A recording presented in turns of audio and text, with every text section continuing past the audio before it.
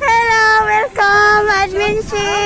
Namit ko sa wakas si Mimim Channel dito sa Istanbul, Turkey. Isa po siyang supporters ni Sis Rosana Ilyas. So magmi-meet kami. So pupunta kami doon sa aming tinitirang hotel. Ayan, shoutout po sa lahat ng subscribers niya.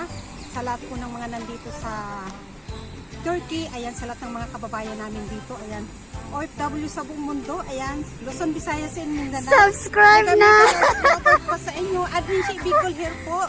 Nandito ako sa Istanbul, Turkey for 15 days at ilang araw po pabalik na po ako sa Kuwait. So salamat at nakita po talaga kami. Yes, thank you.